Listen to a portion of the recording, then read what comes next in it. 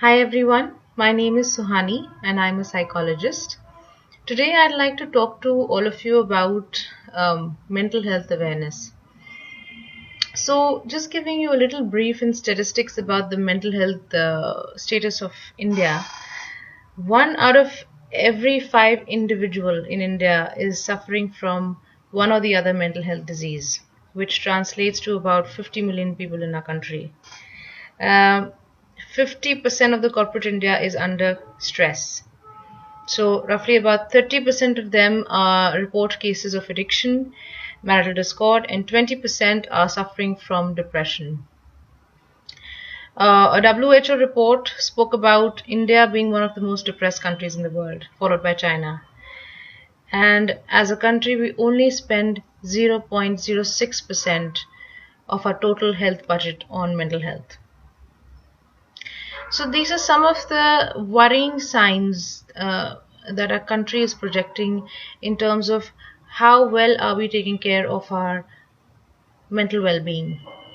And this is a topic which is not as much discussed as we talk about health, fitness, and living a healthy life. But having a healthy mind is as important as having a healthy body. And there is no distinction between the mind and the body. These are one and the same mechanism. So I would like to take you all through a couple of points that are straight giveaways of understanding when do I need professional help. It is often a challenge for us to understand that do I need professional help for this issue? Do I need to seek some sort of counseling or therapy for this? Because often we think we'll talk it out to a friend, or maybe this is just a passing phase of my life and this will get over. But the problem is that we during these very difficult times that we experience in our life, and they could be for various reasons, we may adopt behaviors and experience things that we may not process very nicely. We may not process them properly, and these then later on begin to develop into counterproductive behaviors. So that is why it is said that adult issues, 50% of the mental, behavioral, and psychological problems start showing their onset in their early adolescence. So if you catch it early, you can address it much better. But nonetheless, mental health issues like depression, anxiety, bipolar, schizophrenia, there are loads of them, can occur at any point in your life. Okay, so let's go through point by point. What are the telltale signs? Number one, you experience intense negative emotions. So these could be fear, anxiety, anger. Yeah. If these emotions are not getting the best out of you, which in most cases they don't, if they're constricting your life in a way that you're avoiding a lot of things, it is probably you see someone. If you have the worst case scenario thinking, I won't do this because I don't know, this might happen to me. So you start imagining things which are not there. You may start evading challenges and situations. It starts becoming a telltale sign that you are not at your optimal level of functioning. Yeah. Second, you've experienced a trauma and you can't seem to stop thinking about it. So this could be a loss of a close loved one. This could be a death in a family. It could be a breakup.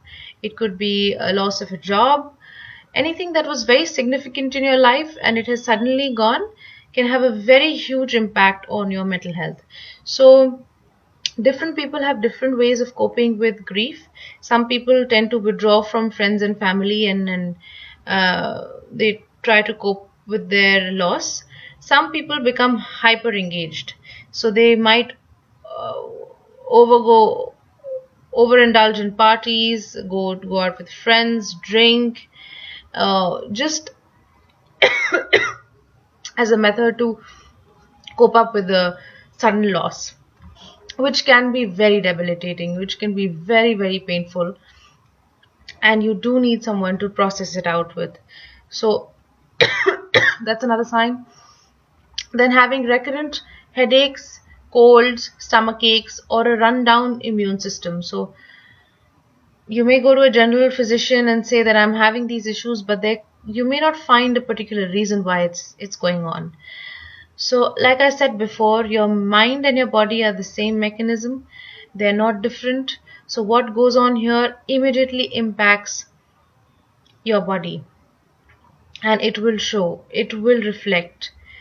The kind of thoughts we entertain, the kind of emotions we nurture, they will develop into disease, or they will take us to our well-being. It is very essential we become very aware of the kind of things we think about and the kind of emotions we hold inside ourselves.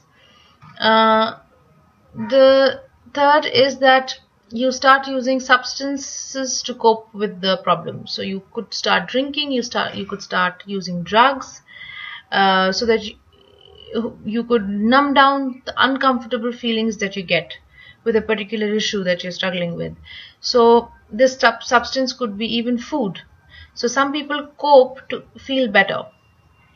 So we binge eat, we eat too much, or we stop eating. Either of the two extremes is very bad, and it indicates that there is again a mental health issue that is not being addressed, and the body starts showing those signs. You start getting negative feedback at work, so you may lose interest in your job. You may seem a little disconnected with your fellow colleagues. You have difficulty in concentrating and paying attention. You might get a negative feedback from your manager on your behavior. So these are all signs that again things are not in place, and you need to address this with someone. You feel disconnected with previously uh, beloved activities, with activities that used to make you feel happy, they used to excite you, and they used to grab your attention. But now no more, you are interested in it. You're like, I don't feel like doing it. I don't want to go to my friend's house. I don't want to meet people. I just want to be by myself. So that could again be another sign. Your relationships are strained. So mental health will definitely impact multiple areas of your life, and relationships are where the one the are where problems become very evident, because you now start interacting with another person, and if you're having difficulty communicating your feelings, you start having frequent arguments. You start withdrawing yourself from your partner. You're not participating in family activities. These are just signs that again mental health needs to be addressed. Your friends, again another sign is that your friends have expressed concern, and this is often uh, it's good to consult a friend, because they can see you from a third person, and they can observe you, and they would start saying things like, I'm worried about you, are you okay, do you need someone to talk to about this. While it's wonderful to have friends, but please understand this, that your friends cannot be your therapist. Yeah, sometimes they can definitely, they have a very good effect on you. They can be the feel good factor. um, they can be a very very essential support system to you during this time, but there is a core reason why you're going through what you're going, and you need to address that core issue. And for that, you require someone who can professionally take you through that journey, and who is someone which is not emotionally invested in you, because naturally your friends and your relatives tend to get worried, and that is also sometimes the very thing that hinders you from expressing yourself, because you don't want to trouble your loved ones. So it's best that you seek someone outside, who's a stranger, who's a therapist, who's professionally qualified to take you through a journey.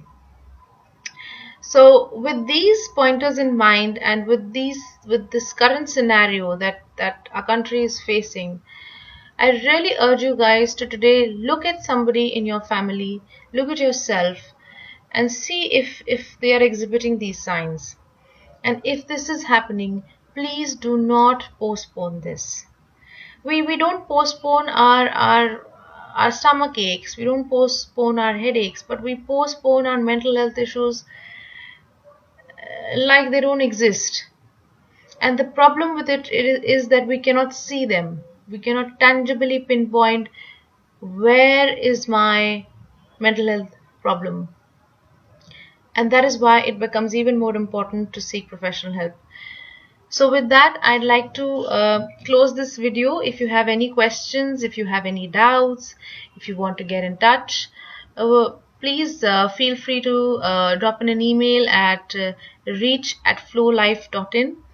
Uh, this is a consortium of mental health professionals, Flow, and we work with people with various kinds of issues. We use different kinds of modalities, on which I will do a video in the coming weeks.